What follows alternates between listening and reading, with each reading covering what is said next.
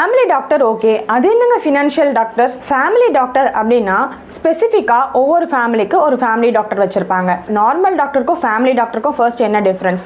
இப்போ நம்ம ஒரு இஷ்யூன்னு சொல்லி ஒரு நார்மல் டாக்டர் கிட்ட போனோம் அப்படின்னா அவங்க என்ன பண்ணுவாங்க, நம்மளை பற்றி அவங்களுக்கு எதுவுமே தெரியாது. நம்ம என்ன பிரச்சனை சொல்கிறோமோ அந்த பிரச்சனைக்கு மட்டும் மெடிசன்ஸ் கொடுப்பாங்க. அதுவும் எவ்வளோ டோஸ் கொடுக்கணும் என்னன்றது பெருசாக அவங்களுக்கு நம்மளை பற்றி தெரியாததுனால ஃபர்ஸ்ட் வந்து இனிஷியலாக ஒரு மெடிசன் கொடுத்துட்டு அந்த மெடிசனை ஃபஸ்ட்டு நீங்கள் இன்டேக் எடுத்துக்கோங்க. இன்கேஸ் இது செட் ஆகலைன்னா நம்ம வேறு பார்க்கலாம் அப்படின்னு சொல்லுவாங்க. இதுவே ஃபேமிலி டாக்டராக இருந்தாங்கன்னா என்ன பண்ணுவாங்க, பிகாஸ் அவங்களுக்கு வந்து நம்மளை பற்றி எல்லாமே தெரியும். நம்மளோட டேட்டாவை எல்லாமே அனலைஸ் பண்ணி வச்சுருப்பாங்க. நம்மளோட ஹெல்த் இஷ்யூ எந்த மாதிரி, நமக்கு வந்து ஹை டோஸ் செட் ஆகுமா இல்லை லோ டோஸ் செட் ஆகுமா, நமக்கு வந்து இந்த மெடிசன் செட் ஆகுமா செட் ஆகாதா, அலர்ஜி இருக்குமா இருக்காதா அப்படின்றது எல்லாமே ஃபேமிலி டாக்டருக்கு தெரியும். ஸோ ஃபேமிலி டாக்டர் என்ன பண்ணுவாங்க அப்படின்னா நமக்கு வந்து ரெகுலர் செக்அப் பண்ண சொல்லுவாங்க. லைக் நம்ம வந்து டிஃபிஷியன்சியாக இருக்கோமா, நம்மளுக்கு எல்லாமே தேவையான அளவுக்கு நம்மளோட உடம்புல வந்து எல்லாமே கரெக்டாக இருக்கா அப்படின்றத பார்ப்பாங்க. இன்கேஸ் நம்ம ஏதாவது டிஃபிஷியன்சியாக இருக்கோம் இல்லை நமக்கு ஏதாவது இஷ்யூ அப்படின்னா நம்ம உடம்புக்கு எந்த மாதிரி மெடிசன் செட் ஆகுன்றது அவங்களுக்கு நல்லாவே தெரியும். ஸோ இந்த மாதிரி அடிஷ்னல் கேர் எடுத்து பார்க்கறது தான் ஃபேமிலி டாக்டர். ஸோ நார்மல் டாக்டருக்கும் ஃபேமிலி டாக்டருக்கும் நிறைய டிஃபரன்ஸ் இருக்கு. இப்போ ஃபேமிலி டாக்டர்னா ஓரளவுக்கு எல்லாருக்குமே தெரியும். இப்போ ஃபினான்ஷியல் டாக்டர் அப்படின்றது நிறைய பேருக்கு என்னன்னே தெரியல. ஃபர்ஸ்ட் ஃபினான்ஷியல் டாக்டர் வந்து யாரெல்லாம் வச்சுருக்காங்க?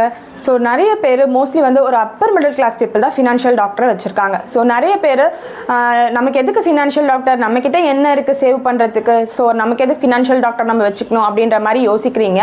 பட் கண்டிப்பாக அவசியமாக எல்லாருமே ஒரு ஃபினான்ஷியல் டாக்டரை கண்டிப்பாக வச்சுருக்கணும். ஸோ ஃபினான்ஷியல் டாக்டர் என்ன பண்ணுவாங்க அப்படின்னா உங்களோட டேட்டாஸை கலெக்ட் பண்ணுவாங்க.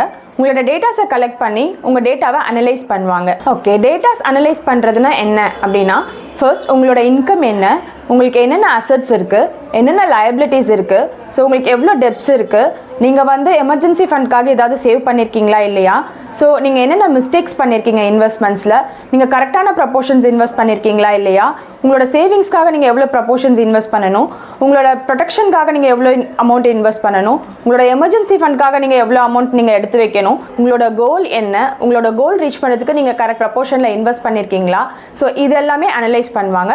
இதை அனலைஸ் பண்ணிவிட்டு உங்களோட கோல் என்னன்னு தெரிஞ்சுக்கிட்டு உங்கள் கோலுக்கான சொல்யூஷன் கொடுப்பாங்க. ஃபேமிலி டாக்டர் என்ன பண்ணுவாங்க அப்படின்னா நம்மளோட ஹெல்த் அனலைஸ் பண்ணி நமக்கு என்ன சூட் ஆகும், என்ன மெடிசன் சூட் ஆகுன்றதை கொடுக்குறாங்க. இது வந்து ஃபேமிலி டாக்டர் பண்ணுற வேலை.